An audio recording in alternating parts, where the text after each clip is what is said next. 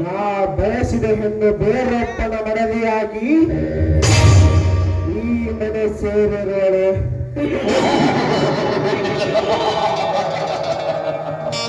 ನನ್ನ ಕನಸಿನ ಕಣ್ಣೆ ಸೀಲ.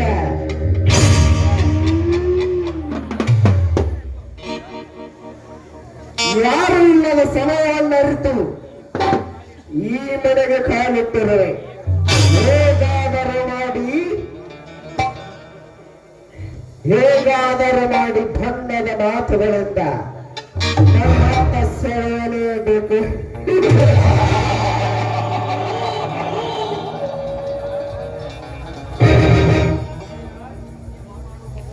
ಜಯರಾಜ್, ನೀ ಮಾಡುವ ಮೋಸದಾಟಕ್ಕೆ ಬ್ರಹ್ಮಬಲೆಯನ್ನೇ ಹೆಣೆದು ಆ ಬಲೆಯೊಳಗೆ ನಿನ್ನ ತಂಗಿಯನ್ನು ಸಿಲುಕಿಸಿ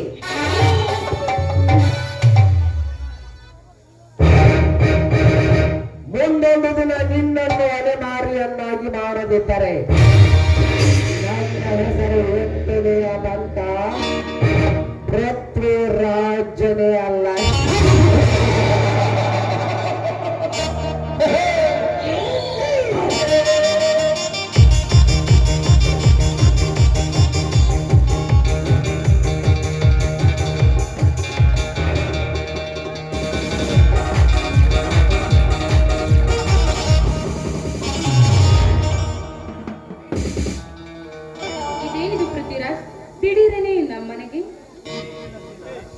ಹಾಗೇನು ಇಲ್ಲ ಶೀಲಾ.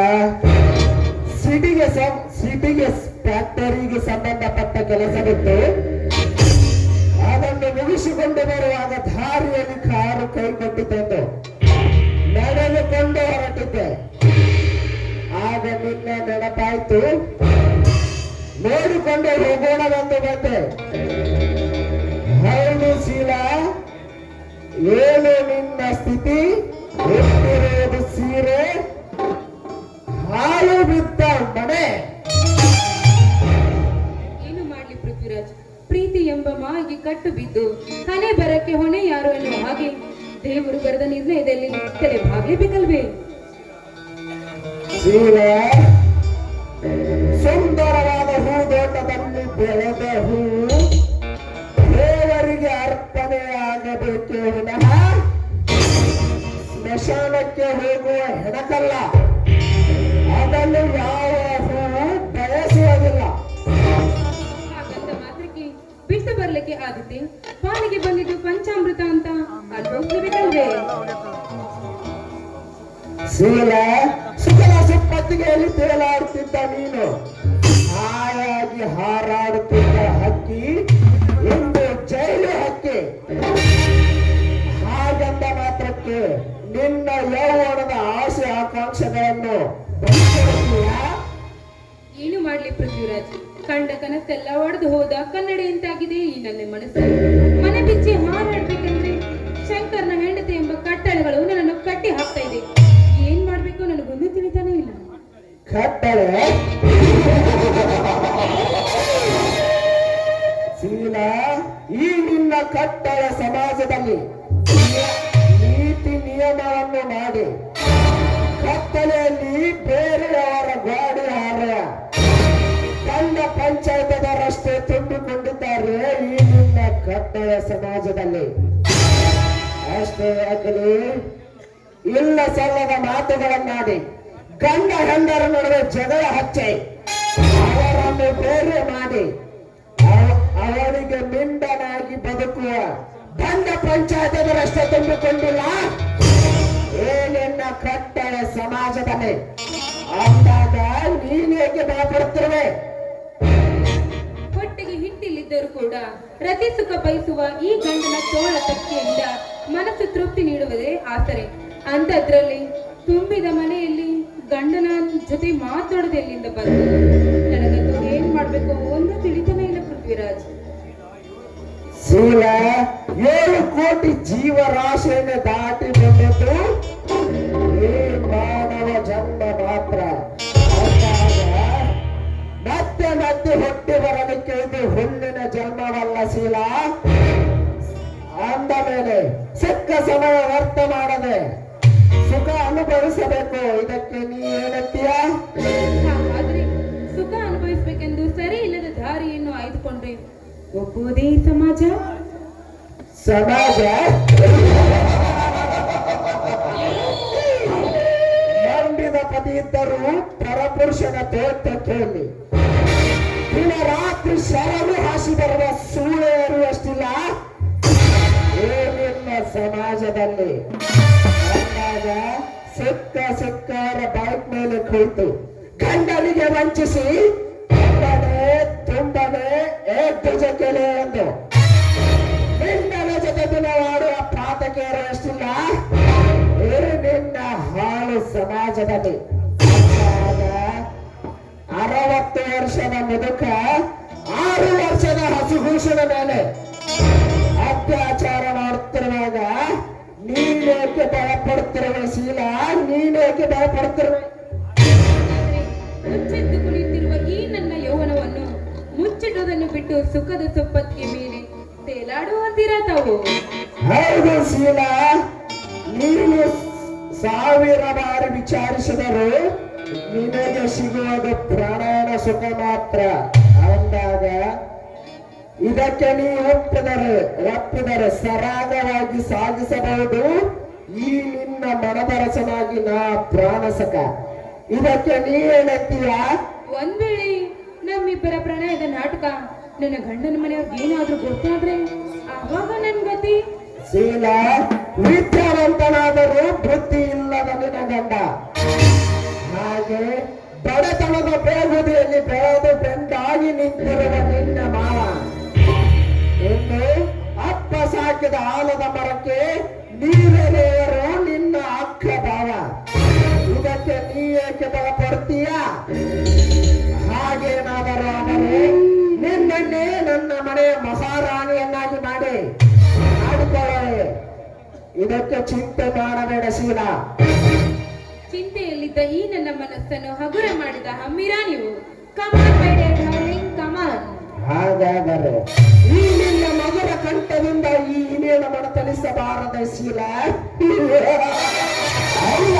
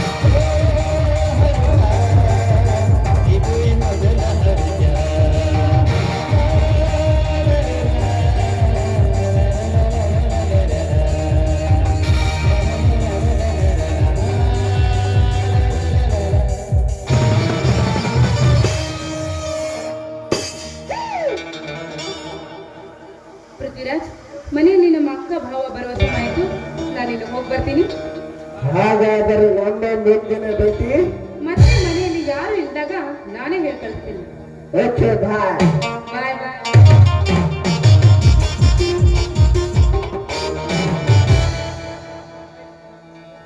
ಶೀಲಾ,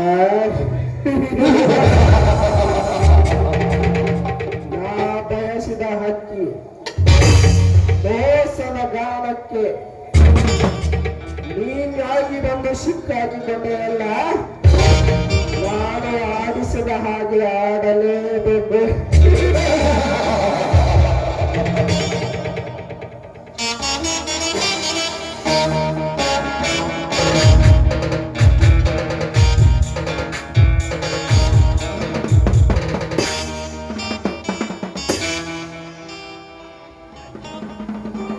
ಏಕೆ ಕಾಡು ಮೃಗ ಒಂದು ನಾಡಿಗೆ ಬಂದಂತೆ ಕಾಣ್ತಿದೆಯಲ್ಲ? ಕಾಡಿನಲ್ಲಿ ಆಹಾರ ಸಿಗದಿದ್ದರೆ ನಾಡಿಗೆ ಬರುವುದು ಕಾಡು ಪ್ರಾಣಿಯ ಲಕ್ಷಣ ಅಲ್ಲವೇ ಮಿಸ್ಟರ್ ಅರ್ಜುನ? ನೋಡು ಮಿಸ್ಟರ್ ರಾಜ್, ನಾಡಿಗೆ ಬಂದ ಕಾಡು ಪ್ರಾಣಿಯನ್ನು ಕಲ್ಲ ಬಡಿಗಿಂದ ಹೊಡೆದು ಸಾಯಿಸ್ತಾರೆ ಮಾತ್ರ ಮಕ್ಕಳ. ಮಾಂಸದ ರುಚಿ ಕಂಡ ಪ್ರಾಣಿಗೆ ಜೀವದ ಇರೋದಿಲ್ಲ, ಅದಕ್ಕೆ ಹಸುವಂಗಬೇಕಷ್ಟೇ. ಸಂತೋಷದಿಂದ ಉಂಡು ಹೊರಟಿರುವೆ.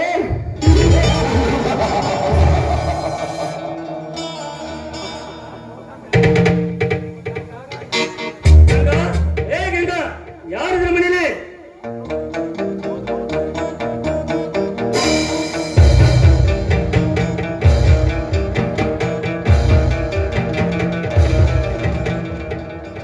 ಮಾವ, ಅಕ್ಕ ಇವತ್ತು ಮಂಗಳವಾರ ಅಂತ ದುರ್ಗಾದೇವಿ ದೇವಸ್ಥಾನಕ್ಕೆ ಹೋಗಿದ್ದಾಳೆ ಮಾವ. ಇನ್ನೇನ್ ಬರ್ಬೋದು ಮಾವ? ಯಾಕೆ? ನೋಡಮ್ಮ ಶೀಲಾ, ಮನೆಗೆ ಯಾರಾದ್ರೂ ಬಂದಿರೇನಮ್ಮ? ಮನೆಗ ಇಲ್ವಲ್ಲ ಮಾವ, ಬೆಳಗ್ಗೆಯಿಂದ ಯಾರು ಬಂದಿಲ್ಲ. ಯಾಕೆ ಮಾವ? ಯಾಕಿಲ್ಲಮ್ಮ ಶೀಲಾ, ಮನೆಯಲ್ಲಿ ಯಾರು ಇಲ್ಲದ್ರು ನೋಡಿ ಕಾಡು ಬೆಕ್ಕೊಂದು ಮನೆಯ ನುಗ್ಗಿ ಹಾಲು ಕುಡಿಬೇಕಂತ ಹೊಂಚು ಹಾಕತ್ತೆ. ಮನೆಯ ಮಾಲೀಕ ಬಂದ ತಕ್ಷಣ ಬಾಲ ಮುಗಿಕೊಂಡು ಹಾಗೆ ಓಡಿ ಹೋಗಿ ಬಿಟ್ಟತ್ತೆ. ಹೋಗ್ಲಿ ಬಿಡು ಮಾವ, ಕದ್ದು ಹಾಲು ಕುಡಿಯೋದು ಬೆಕ್ಕಿನ ಲಕ್ಷಣವಲ್ವೇ? ಅದು ನಿನ್ನೆ ಮೊನ್ನೆ ಮಾತಲ್ಲ, ತಲತಲಾಂತರಿಂದ ನಡ್ಕೊ ಬಂದ ಬೆಕ್ಕಿನ ಹುಟ್ಟುಗುಣ ಅಲ್ವೇ ಮಾವ ಅದು? ಹೌದಮ್ಮ, ಕದ್ದ ಹಾಲು ಕೊಡುವ ಬೆಕ್ಕು ಈ ಸಮಾಜದಲ್ಲಿ ಇರುವಾಗ ತುಂಬಿದ ಹಾಲಿನ ತಿಂಡಿಗೆನು ಬಾಯ್ತದಿಟ್ಟು ಹೋಗುವ ಮುಟ್ಟಲ ಮಣಿತನ ಮಾಲೀಕ ನಾನಲ್ಲ. ಅಷ್ಟೇನಮ್ಮ, ಬೆಕ್ಕ ಬರುವ ದಾರಿನ ಕಾಲು ಬಿಸಿ ನೀರಿನ ಕೊಚ್ಚಿ ಜಾಲಡಿಸಿ ಈ ಮಾನವಂತರ ಮನೆತನದ ಮಾಲೀಕ ನಮ್ಮ ಮಾನವಂತರ ಮನೆತನ ಮಾಲೀಕ. ಮಾವ, ಹೆದರಿಸಿದ ಮಾತ್ರಕ್ಕೆ ಬೆಕ್ಕು ಮನೆಗೆ ಬರೋದನ್ನು ಬಿಡ್ಬೋದು, ಹಾಗಂದ ಮಾತ್ರಕ್ಕೆ ಹಾಲು ಕುಡಿಯುವುದನ್ನು ಬಿಟ್ಟು ಬದುಕಲು ಸಾಧ್ಯವೇ ಮಾವ? ಕತ್ತು ಹಾಲು ಕುಡಿಬೇಕಂತ ಹೊಂಚು ಹಾಕಿದ್ರೆ ಬೆಕ್ಕಿನ ಚಟ ಬದುಕ್ರೆ, ಆದ್ರೆ ಹಾಲು ಕುಡಿದಂತ ಹಠಕ ಬಿದ್ದರೆ ಬೇಟೆಗಾರ ಕೈಲಿ ಸಿಕ್ಕು ಸಾಯಿದು ನಿಂತಿದ್ದಲ್ಲ. ಮಾವ, ಸಾಯಲಿಕ್ಕೆ ಅದು ಮನೆಯಲ್ಲಿ ಸಾಕಿರುವ ಬೆಕ್ಕಲ್ಲ, ಕಾಡಿನಲ್ಲಿ ಸಾಕಿರುವ ಕಾಡು ಬೆಕ್ಕು. ಜೀವ ಕಳ್ಕೊಳ್ಳೋದು ಎಲ್ಲಿಂದ ಬಂತು ಮಾವ? ಬೇಟೆಗಾರ ಬೇಟೆಯಾಡಿದನು ಕಾಡು ಪ್ರಾಣಿನ ಮಾತ್ರ, ಸಾಕಿದ ಪ್ರಾಣಿನ ಅಲ್ಲ. ಹಾಗಾದ್ರೆ ಬೇಟೆ ಆಡುವ ಬೇಟೆಗಾರನ ದಾರಿ ತಪ್ಪಿಸುವ ಪ್ರಾಣಿಗಳೆಷ್ಟಿಲ್ಲ ಮಾವ? ಕುಂಬಾರ ಮಾಡಿದ ಮಡಿಕೆಯಲ್ಲಿ ಶುದ್ಧವಾದ ಹಾಲನ್ನು ತುಂಬಿಟ್ಟು ಆ ಮಡಿಕೆಯ ಮಾಲೀಕ ಹೇಳ್ತಾನೆ, ಆ ಮಡಿಕೆಗೆ ಹಾಲನ್ನು ಕಾಯುತ್ತ ಕಟ್ಟಪಡೆ ಮಾಡುವ ಹಾಲಿನ ಕಾದತ್ತಿ ಆ ಬಿಂದಿಗೆಯನ್ನು, ಆ ಬಿಂದಿಗೆ ಒಳಗೆ ಹಾಲಿಗೆ ನೀಯತ್ತು ನಿನಗೆಲ್ಲ ನೋಡಿಸಿಲ್ಲ, ನಿನಗೆಲ್ಲ. ಮಾವ, ಹಾಗಾದ್ರೆ ಅದೇ ಮಣ್ಣಿನ ಮಡಿಕೆಯಲ್ಲಿ ಒಂದೇ ಒಂದು ಹುಳಿ ತೊಟ್ಟು ಬಿದ್ರೆ ಅವಾಗ ಏನ್ ಮಾಡ್ತೀರಾ ಮಾವ? ತುಂಬಿದ ಮಡಿಕೆಯಲ್ಲಿ ಒಂದು ಕಟ್ಟ ಹುಳಿ ಬಿದ್ದರೆ ಹಾಲಿಗಲ್ಲೇ ಕಟ್ಟೋಗುತ್ತದೆ. ಅದಕ್ಕೆ ಹೇಳಿದ್ರೆ ಕವಿರಾಜನ ಒಂದು ಮಾತು, ಎತ್ತರ ತಂಗಿ ಎತ್ತರ, ಕಾಮರ ಹುತ್ತರವೇ ಸಮಾಜದಲ್ಲಿ ಎತ್ತರ. ನೋಡು ಮಾವ, ಒಂದ್ ವೇಳೆ ಹುಳಿ ಬಿದ್ದು ಹಾಲು ಕೆಟ್ಟು ಹೋಗುತ್ತದೆ ಅಂತ ಹೇಳುವ ಇದೇ ಸಮಾಜ, ಅದೇ ಹುಳಿ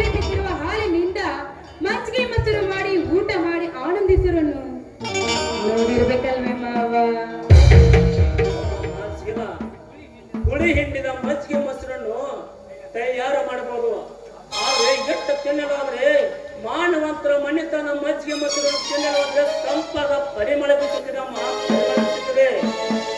ಅದನ್ನ ಎಷ್ಟು ದಿನ ಇಟ್ಟು ತಿನ್ನಬಹುದು. ಆದ್ರೆ ಬೇರೆದರ ಮನೆಯಲ್ಲಿ ಹುಳಿಯನ್ನು ಹಿಂಡಿದ ಹೆಪ್ಪು ಮೊಸರನ್ನು ತಿನ್ನಲಾದ್ರೆ ಕೆಟ್ಟ ವಾಸನೆ ಆಗುತ್ತದೆ. ಇಟ್ಟು ತಿನ್ನೋದ್ರೆ ಕೆಟ್ಟ ಹುಳವಾದಿತ್ತೆ ಹೊರತು ಪರಿಮಳ ಬೀಸಲು ಸಾಧ್ಯ ಅಲ್ಲಮ್ಮ. ಮಾವ, ಅದೇ ಕೆಟ್ಟು ಹೋಗುತ್ತಿರುವ ಮಜ್ಜಿಗೆ ಮೊಸರಿನಿಂದ ಕಟ್ಕೊಂಡಿಂದ ಕಟಗಿ ಬೆಣ್ಣೆ ಮಾಡಿ ತಿಂದಿರೋನು ನೋಡಿರ್ಬೇಕಲ್ವೇ ಮಾವ? ಕಡಗಲಿಂದ ಕಡದ ಬೆಣ್ಣೆಯನ್ನು ಮನೆಯಲ್ಲಿ ಇಟ್ಟಾಗ ಪರ ಜನರು ಅದನ್ನು ತಿನ್ನಲು ಬಂದಾಗ ಕೈಯಲ್ಲಿ ಇಟ್ಟಾಗ ಬಾಯಿ ಸುಮ್ಮನೆ ಇರ್ಬೋದು. ಮೂಸಿಸುವ ಮೂಗ ಹೇಳ್ತದೆ ಈಗ ಮಾನವಂತರ ಮನೆತನದ ಬೆಣ್ಣೆ ಅಲ್ಲಂತ. ಅಷ್ಟೇ ಕಮ್ಮ ಹೆಣ್ಣು ಎಷ್ಟು ಕದ್ದ ಮುಚ್ಚಿ ಆದ್ರ ಮಾಡಿದರು ಹಡದ ಮಗ ಸೂಳೆ ಮಗ ಮಾತ್ರ ಹೊರತ ಕರಿತಿ ಮಗನಲ್ಲ ಈ ಸಮಾಜದಲ್ಲಿ. ಅಂದ್ರೇನ್ರಿ ಮಾವ, ನನದೇ ತಪ್ಪು ಅಂತೀರಾ ನೀವು? ನೀವು ಮಾತಾಡುವ ರೀತಿಯನ್ನು ನೋಡಿದ್ರೆ ನಂದೇ ತಪ್ಪು ಅಂತ ಆಗಿದೆಯಲ್ಲ. ನೋಡಮ್ಮ ಶಿಲ, ಮಗು ಕಾಲ ಮೇಲೆ ಹೇಸಿಗೆ ಮಾಡಿಕೊಂಡ್ರೆ ಮಗುವಿನ ಕಾಲ ಕಡಿಬೇಕಾಗುತ್ತದೆಯಾ? ಚಂಡಗೆ ಕೈ ಕಮ್ಮ ಮಾರಿ ತೊಳೆದು ಇದ್ರ ಮುಂದೆ ಈ ತರ ಮಾಡಬಾರದಂತೂ ಬುದ್ಧಿ ಹೇಳಬೇಕಾಗುತ್ತದೆ ಅಷ್ಟೇ. ಅದಕ್ಕೆ ಕೊನೆಗೆ ಒಂದು ಮಾತು ಹೇಳ್ತೀನಿ ಕೇಳು. ಹೆಣ್ಣು ಅರಿತು ನಡೆದ್ರೆ ಮನೆಗಾಗುವ ಮಾರಿ, ಇದನ್ನು ಅರಿತು ನಡೆದ್ರೆ ಊರಿಗಾಗುವ ಹೆಮ್ಮಾರಿ. ಅರ್ಥ ಮಾಡಿಕೊಂಡು ನಡೆಯಬೇಕಮ್ಮ ಈ ಮನೆಯ ರೀತಿ ನಡ್ತೇನು.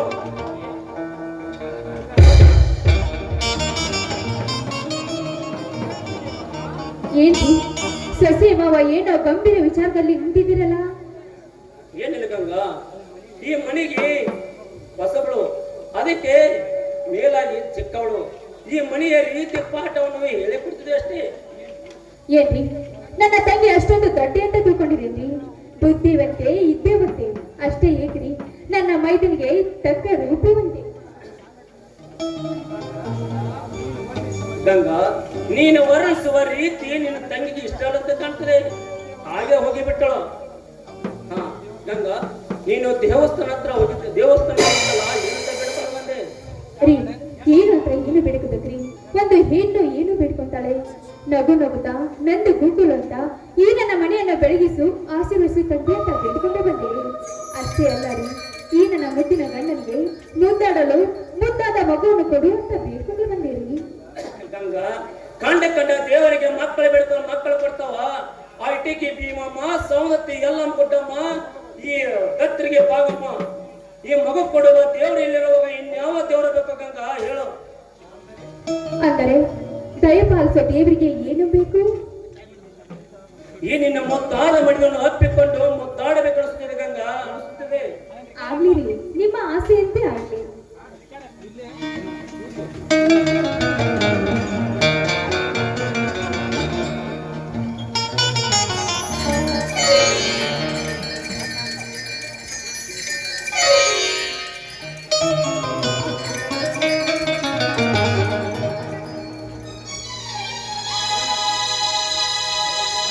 ಪ್ರೀತಿಯ ಹುಡುಗಿಗೆ ಈ ಹುಡುಗನ ಹುಡುಗರೇ, ಪ್ರೀತಿಯ ಹುಡುಗಿಗೆ